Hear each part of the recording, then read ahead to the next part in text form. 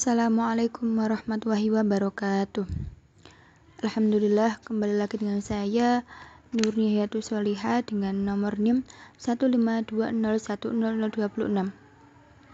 Nah, video kali ini saya akan sedikit menjelaskan tentang RPP untuk memenuhi mata kuliah perencanaan pembelajaran.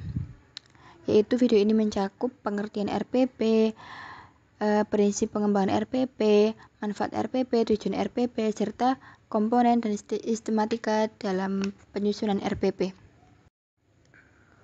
Untuk yang pertama yaitu tentang pengertian RPP. RPP, Rencana Perencanaan Pembelajaran. Menurut Permendikbud nomor 22 2016, RPP adalah rencana kegiatan pembelajaran tatap muka untuk satu pertemuan atau lebih.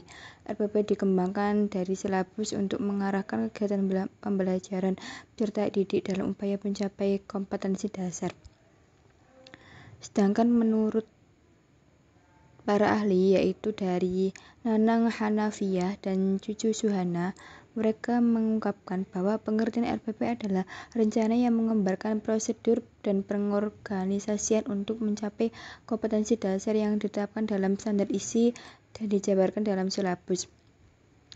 Dan ada juga dari Daryanto bahwa beliau mengemukakan tentang rencana yang menggambarkan prosedur dan pengorganisasian untuk mencapai kompetensi dasar yang ditetapkan. Sedangkan menurut Kunandar juga mengungkapkan hal yang sama, bahwa rencana pelaksanaan pembelajaran adalah sebuah rencana yang menggambarkan prosedur dan pengorganisasian untuk mencapai kompetensi dasar yang digunakan dalam standar isi dan dijabarkan dalam silabus. Jadi dapat disimpulkan bahwa RPP adalah sebuah rencana yang dirancang oleh guru sebelum proses pembelajaran dimulai untuk menentukan prosedur apa saja yang akan dilalui siswa dalam mencapai kompetensi dasar yang ada dalam silabus, sehingga siswa bisa mencapai kompetensi mereka sesuai dengan KD-nya.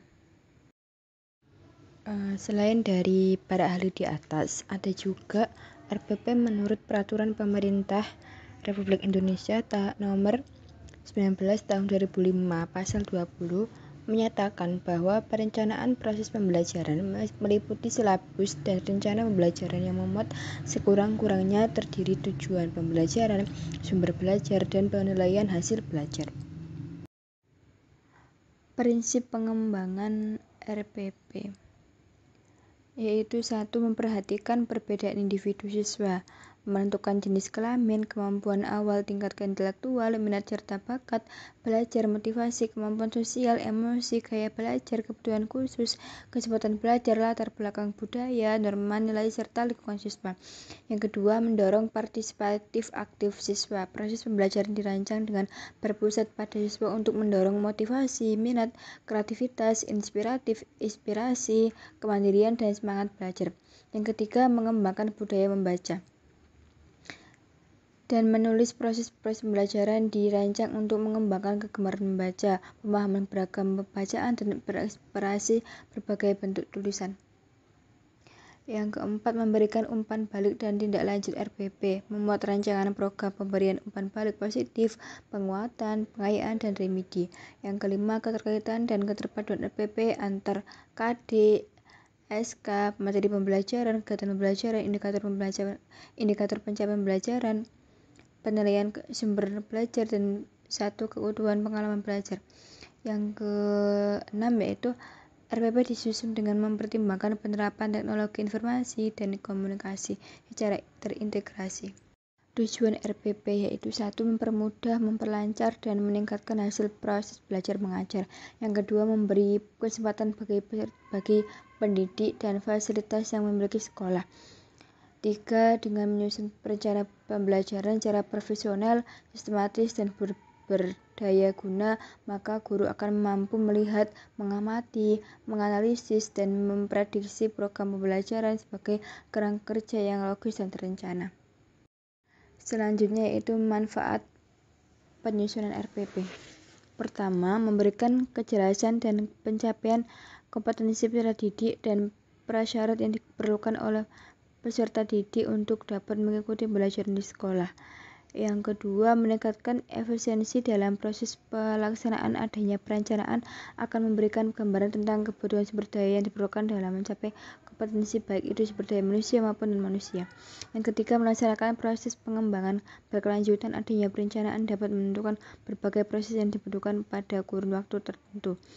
Yang terakhir, untuk menarik sebagai suatu hasil karya ilmiah bagi seorang pendidik untuk dijadikan bahan usulan dalam kenaikan. Yang terakhir yaitu komponen-komponen RPP, yaitu 1. Identitas mata pelajaran. Yang kedua, kompetensi dasar. Yang selanjutnya indikator pencapaian kompetensi. Selanjutnya lagi tujuan pembelajaran. Kemudian materi ajar memuat fakta, konsep, prinsip, dan prosedur dan relevan. Selanjutnya alokasi waktu. Yang terakhir metode pembelajaran. Sedangkan komponen dan sistematika RPP menurut Permendikbud nomor 81, ARPP yang paling singkat memuat tujuan pembelajaran, materi pembelajaran, metode pembelajaran, serta sumber belajar dan penilaian hasil belajar. Itulah sedikit penjelasan dari saya mengenai RPP. Apabila ada yang kurang jelas bisa dilihat di makalah. Saya mohon maaf apabila ada kesalahan. Saya akhiri. Wassalamualaikum warahmatullahi wabarakatuh.